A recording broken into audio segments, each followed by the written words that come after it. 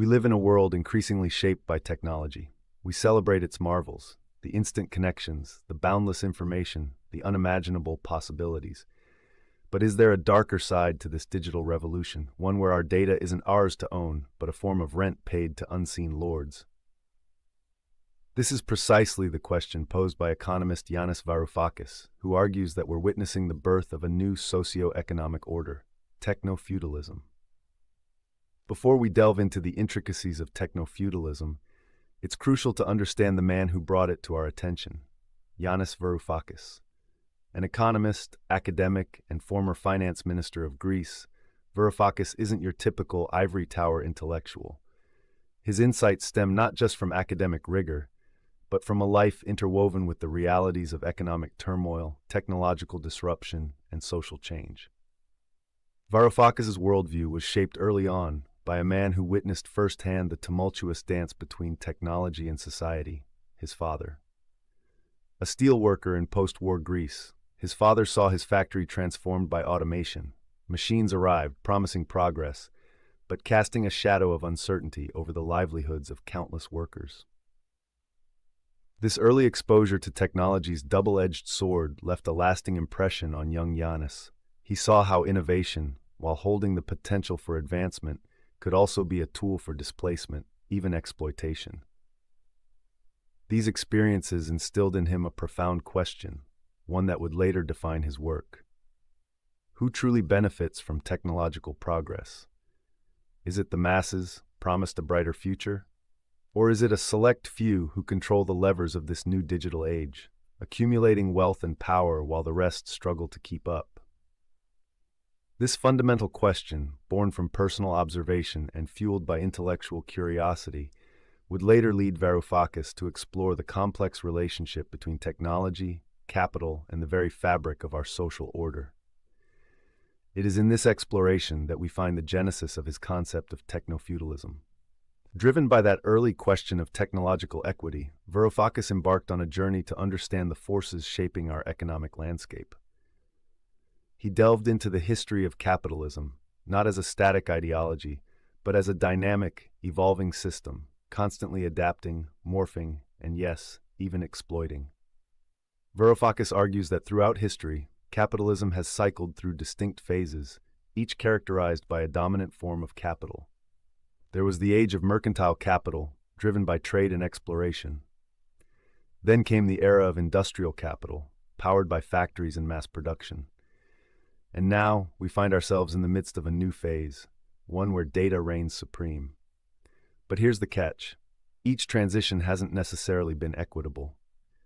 Each shift has created winners and, sadly, losers. Those who control the dominant form of capital often accrue disproportionate power and wealth. Look around. We see this very dynamic playing out today. A handful of tech giants, you know their names, have amassed unprecedented wealth and influence by controlling the flow of data, the lifeblood of the digital economy. And what about the rest of us? The small businesses struggling to stay afloat in the digital sea, the individuals grappling with data breaches and privacy concerns, the workers displaced by automation, their skills rendered obsolete. This, for Varoufakis, is the crux of the issue. He argues that the current form of capitalism, driven by data and algorithms, is exacerbating existing inequalities and creating new ones. The very tools that promise to connect us, empower us, and liberate us are also being used to monitor, manipulate, and in some cases marginalize us. This brings us to the heart of Varoufakis's unsettling proposition, that we are witnessing the emergence of a new form of feudalism, technofeudalism. A system where, instead of land, data is the most valuable asset, and instead of lords controlling physical territory, we have tech giants controlling the digital realm. Think back to the feudal system of medieval Europe. Serfs, bound to the land, worked for the lord, surrendering a portion of their harvest in exchange for protection and the right to subsist. They had limited autonomy, their lives largely dictated by the dictates of the lord and the constraints of the land. Now fast forward to our digital age. We readily offer our data, our likes, our searches, our locations, even our emotions, to tech platforms. And what do we get in return?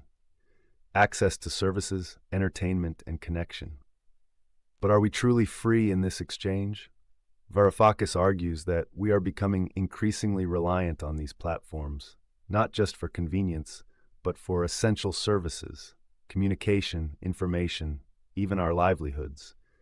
We build our digital lives on their platforms, generating valuable data that they then utilize to further their reach and profits. This, he posits, creates a new form of dependency, eerily reminiscent of the feudal relationship between serf and lord. But this isn't just about economics. It's about power. The power to shape our perceptions, influence our choices, and even predict our actions. Algorithms curate the information we see, the news we read, the products we buy, subtly shaping our understanding of the world. In this way, the tech giants like the feudal lords of old wield considerable influence over our lives. Now, some might argue, but wait, we're not forced to use these platforms. We choose to be here. And on the surface, that seems true. We sign the terms and conditions, often without reading them, admit it, granting these companies access to our data. But is it truly a free choice when the alternative is digital exile? Imagine life without access to these platforms. No social media to connect with friends and family. No search engines to navigate the sea of information. No online marketplaces to buy and sell goods and services. For many, this isn't a hypothetical scenario. It's a daily reality. Small businesses, priced out of exorbitant platform fees or buried by opaque algorithms, struggle to reach customers. Artists and creators, beholden to ever-changing platform policies, find themselves at the mercy of digital gatekeepers. This lack of control extends beyond economics. Think about the power of algorithms to shape public discourse. They can elevate certain voices while silencing others. They can spread misinformation and sow discord, often faster than truth can lace up its boots. And who controls these powerful algorithms? A select few, hidden behind layers of code and corporate jargon. This lack of transparency, this concentration of control, should give us all pause. It echoes the feudal systems of old, where power resided in the hands of a select elite, inaccessible and unaccountable to the masses. Thank you.